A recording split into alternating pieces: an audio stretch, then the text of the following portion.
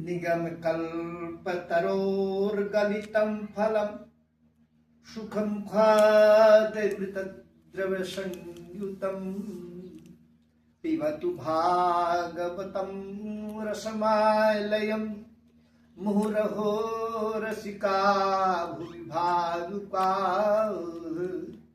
नाती, हमें जानते हैं कि मेरे मृत्यु के बाद तुम मुझे श्रीमद् भागवत महापुराण, वाल्मीकि रामायण इत्यादि जो मेरे लिए अभीष्ट है करोगे। इसलिए पहले से मैं तुम्हें संकेत दे रहा हूं कि श्रीमद् भागवत महापुराण वाचने के लिए, सुनने के लिए क्या आवश्यक है।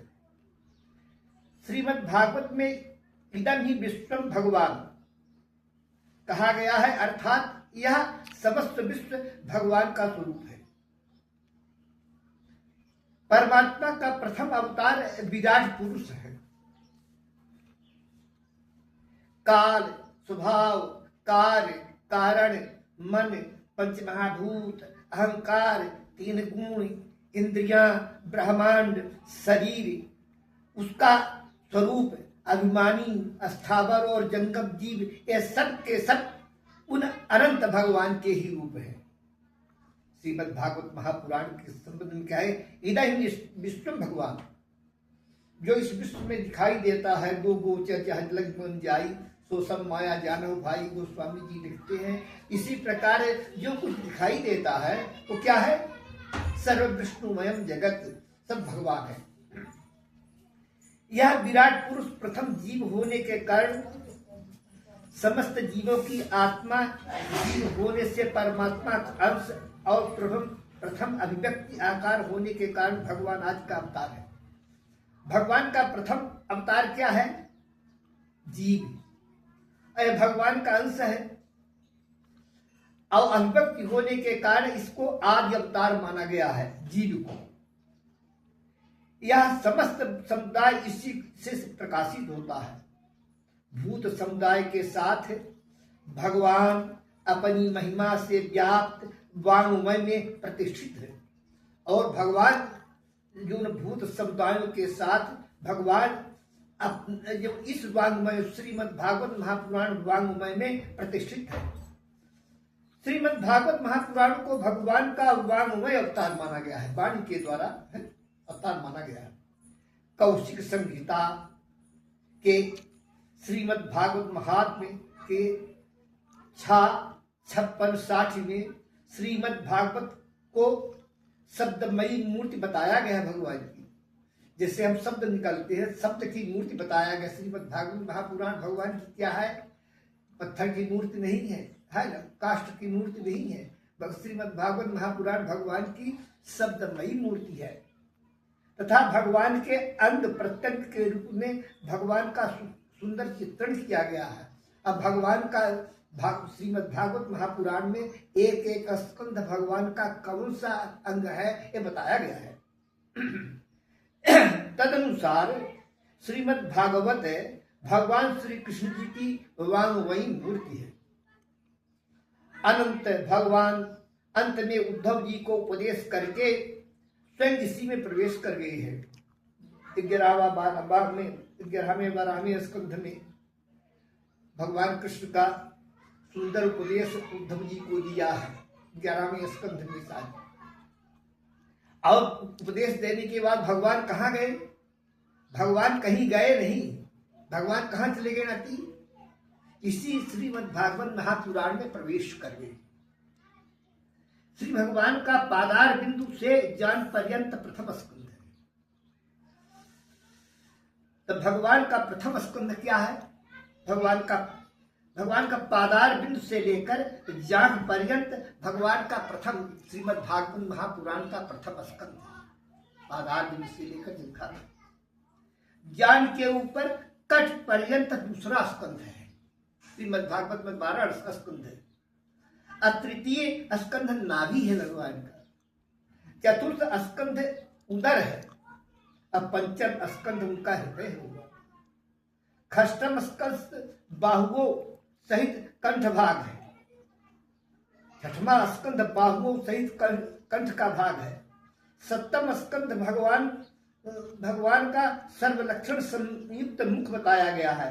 सप्तमा स्कंद भगवान क्या है? सब लक्षणों से युक्त मुख बताया गया है।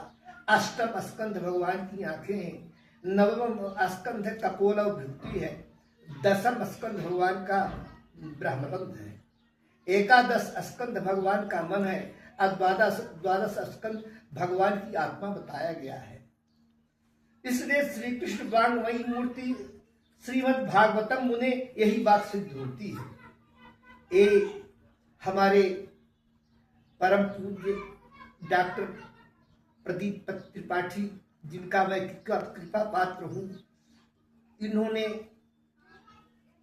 आचार्य लहरी सिंह जी के श्रीमद् भागवत कथामृत का शब्द ब्रह्म श्रीमद् भागवत कथामृत के उत्तरार्ध में उन्होंने इसको कृष्ण सामने लिखा है। उनकी आज्ञा से मैं तुम्हारे सामने व्यक्त करता हूँ। इसलिए आजकल जब भागवत किया जाता है तो बिल्कुल नाटक हम देखते हैं कि श्रीमद् भागवत महापुराण के दूसरे दिन जब लोग करते हैं तो दूसरी टाइम करते हैं, 2 बजे 3 बजे के बाद चालू करते हैं। अब प्रथम दिन वह धुंधकारी की कथा, दूसरे दिन भगवान के 24 अवतारों की कथा, तीसरे दिन प्रहलाद भक्त की कथा और ध्रुव जी की कथा, चौथे दिन भगवान का अवतार, 5वें दिन भगवान की बाल लीलाएं समेत कंस का वध, 6वें दिन रुक्मिणी का विवाह और 7वें दिन जो है सुदामा की कथा कह करके श्रीमद् भागवत महापुराण समाप्त की जाती है। जब श्रीमद् भागवत महापुराण भगवान का वांगमयी मूर्ति है तो श्रीमद् भागवत महापुराण के भगवान के संपूर्ण अंगों का वर्णन करना चाहिए। 11वां स्कंद और 12वां स्कंद को छूटे नहीं और इस नाटक के ढंग से प्रवेश करते हैं श्रीमद् भागवत महापुराण में। एक बार आचार्य शास्त्री जी ने हमसे कहा है, गिरी जी शंकराचार्य आ रहे जयेंद्र सरस्वती रीवा में और आप भी चलेंगे सुनने के लिए, तो गए। तो जो आचार्य वहाँ भागवत बांच रहे थे पद्मधर पार्क में, वो भी अपने सिंहासन पर बैठे थे और वो जयेंद्र सरस्वती शंकराचार्य बैठे थे सप्तम। उन्होंने संकेत करके इशारा किया कि आप ही भागवत बांचते हैं, आप भागवत बांचते हैं, आपने बांचा है। उनसे बोल नहीं आया। कहीं मैं 26 वर्ष तक वृंदावन में रह करके और संपूर्ण उपनिषदों का अध्ययन किया है, लेकिन श्रीमद् भागवत महापुराण बांचने की सामर्थ्य या हिम्मत हम में नहीं है। आजकल कथावाचक लोग, वक्ता लोग क्या बांचना चाहिए वहीं से बोले, क्या बांचना चाहिए और क्या नहीं बांचना चाहिए ये नहीं जानते। भागवत के जिन अंशों को बांचना चाहिए उनको तो बांचते नहीं, और जो नहीं बांचना चाहिए उसको बांचते हैं। उनमें से अपने जीवन की घटनाएं कहते हैं। ये भगवान का वांगमयी स्वरूप नहीं है। जैसे किसी व्यक्ति के शरीर में एक कांटा लगा दिया जाए, लग गया तो कसकता है, उसको निकालना पड़ता है। इसीलिए भगवान के चरित्र को विस्तार से कहिए, लेकिन चरित्र से इधर उधर की कथाएं मत डाल करके भगवान के वांगमयी स्वरूप में कंटक मत बनिए। और भगवान के और किसी को का एक अंग काट दिया जाए तो हीनांग हो जाता है। तो भगवान के किसी अंश को, जैसे 10वें 11वां और 12वां स्कंद बहुत प्रधान है, इसको तो कहते नहीं है। तो जब कभी तो इसको अवश्य कहना चाहिए। इसलिए जब कभी भागवत सुनना तो सुनने के लिए बहुत आचार्य हैं जो संपूर्ण भागवत सुनाते हैं।